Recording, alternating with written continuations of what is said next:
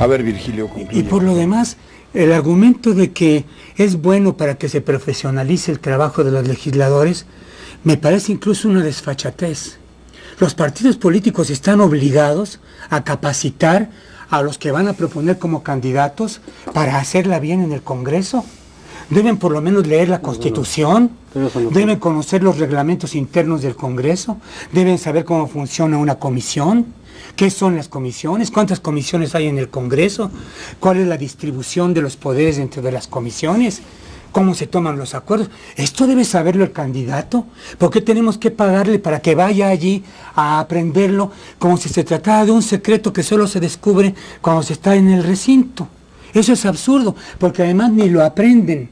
La inmensa mayoría de los legisladores ni participan realmente en el trabajo legislativo. Todos sabemos que este queda sobre todo en una minoría, la directiva partidaria o de la fracción partidaria. De las comisiones más importantes. Y hay 80 diputados que trabajan y 420 que no hacen casi nada y muchos de ellos ni siquiera van. Entonces, lo de profesionalizar el trabajo, debieran presentárnoslo como oferta electoral los partidos. Este que estoy proponiendo, ya sabe, fíjense, leyó la Constitución. Es alfabeto. Es alfabeto, sabe leer y escribir. A ver, Miguel Ángel. Yo le quiero preguntar a José Antonio, el problema de la capilaridad política. La reelección tapona el acceso de nuevas generaciones, sobre todo en un país de una gran cantidad de jóvenes.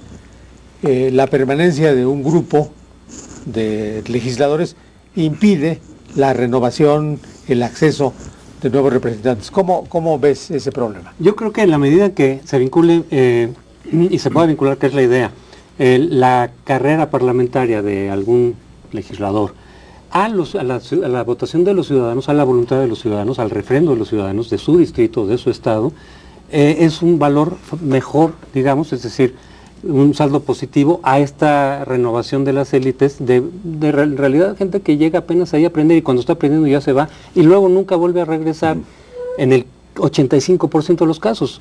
En nuestro Congreso como el 15% ya estuvo en cargos legislativos y son los que manejan las cosas efectivamente, si adquieren esa experiencia. Los demás llegan, tienen una pequeña beca ahí de 3 años, deberían de tener un conocimiento teórico que no tienen, pero hay cosas que no se aprenden en los libros, hay cosas que sí son cuestiones de experiencia, de la dinámica, de la negociación, que sí se va formando a partir de la reelección. Y yo preguntaría simplemente decir, ¿cómo le hacen los otros países, en todo caso, también con este problema? Hay también otro tema muy importante propuesto en la mesa, que es la inseguridad pública, en torno a la cual, o dentro de este marco de incertidumbre, de violencia que hemos vivido en los años recientes, sobre todo, tiene momentos significativos importantes a finales del año inmediato anterior y ahora inicia con un renovado brío de violencia y de crueldad.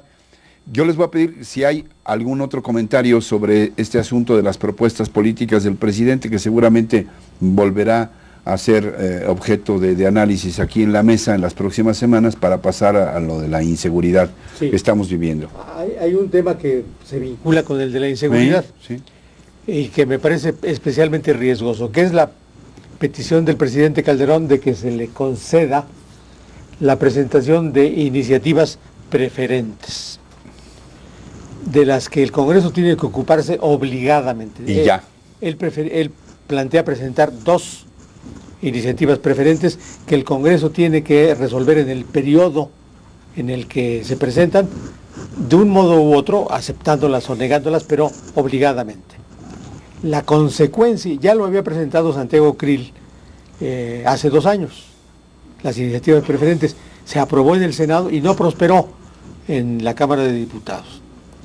Ahora vuelve sobre el caso del presidente Calderón, pero con dos consecuencias que me parecen perniciosas. Una es que pretende la aprobación ficta, es decir, si el Congreso no se ocupa de las iniciativas preferentes, se convierten en leyes, el presidente se convierte en legislador. que eso es lo que técnicamente se llama una dictadura. En automático, si no... Y si se trata de reformas constitucionales que no sean atendidas por el Congreso, se citaría a un referéndum, lo cual implica oponer el Congreso a sus representados, generando un conflicto, una tensión política, me parece muy riesgosa. El presidente ha propuesto, y aquí vinculo los dos temas de seguridad. El presidente ha propuesto, no formalmente todavía, lo hizo primero a través de Genaro García Luna, el secretario de Seguridad Pública, y luego el propio presidente se refirió al tema, propuso eliminar las policías municipales, lo cual implica una reforma del artículo 115 constitucional, para tener solo 32 cuerpos policíacos uno en cada uno de los estados, además de la Policía Federal. Supongamos que, reformada la Constitución, el presidente presenta como iniciativa preferente la supresión de los cuerpos policíacos municipales. Ya ha habido oposición en el Congreso, verbal, no formal, porque no se ha presentado formalmente la iniciativa, frente a esta decisión, que tiene su as y su en vez, tiene su cara y cruz.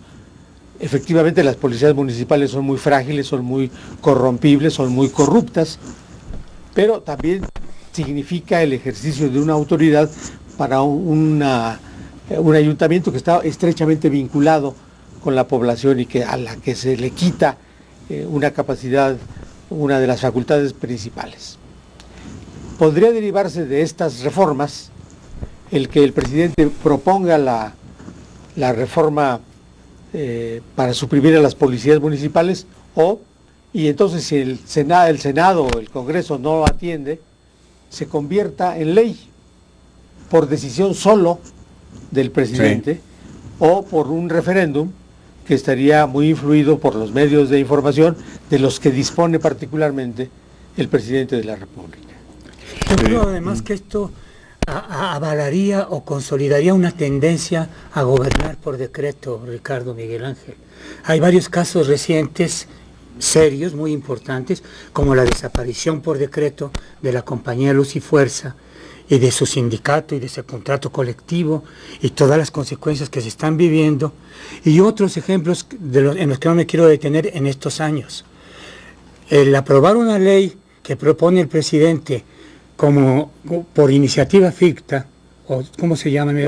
Aprobación ficta. Me parece que es consolidar esa tendencia que no le conviene de ninguna manera a una democracia. Sí, no sé si tienes algo más sobre esto o vamos a la descripción del panorama de la inseguridad. Solo a reserva de discutir con más profundidad cada uno de los puntos de la reforma de Calderón, diría que así como hay que revisar nuestra propia historia al ver cada una de estas propuestas, también la política comparada. Entonces ver si la figura de afirmativa ficta existe en cuáles democracias y cómo ha funcionado, y que no necesariamente ahí se le ve como, digamos, un aspecto de dictadura o de autoritarismo. De hecho, en el sistema parlamentario, el jefe del gobierno surge del propio Congreso, sí, de tal manera que hay una fusión ahí. Pero en un régimen presidencial estoy de acuerdo que hay que ver también. Pero ya podremos discutirlo más adelante.